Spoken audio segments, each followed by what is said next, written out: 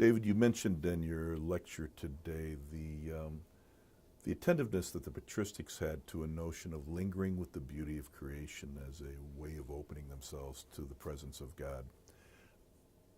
A youth minister is watching us right now, and they'd love to ask you, can you give them some for instances? How might a youth minister create space in their time with young people for the young people to experience this lingering with the beauty of creation?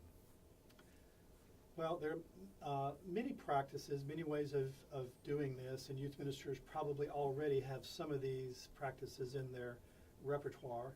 But one idea that I have used over the years and found, a powerful instrument is the use of the plastic arts, painting or sculpture or even music.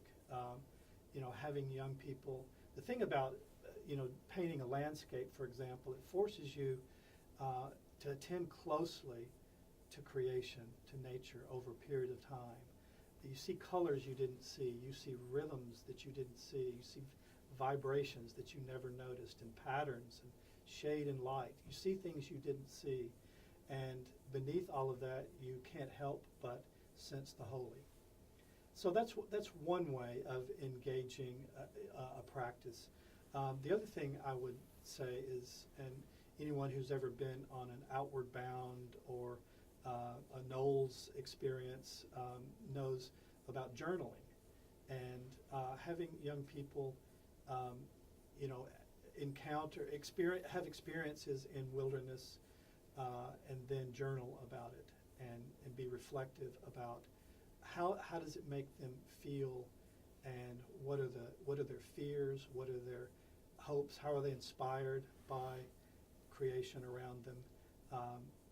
And so that would be another practice that I would recommend. The other is a contemplative practice that I first discovered, I think, in Elizabeth Liebert's book on discernment.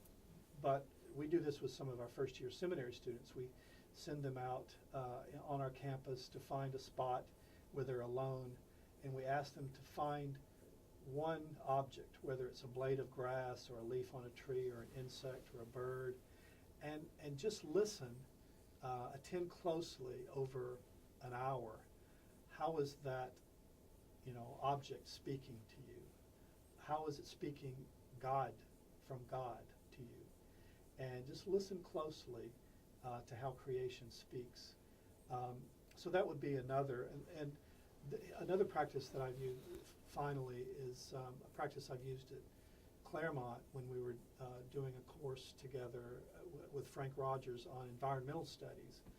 And one of the things we had students do, is to go out across the campus and come back and be able to describe one way that they see creation weeping. So it's another way of trying to get beneath the mystery that is the created world. So these are just some examples of various practices of lingering with kavod.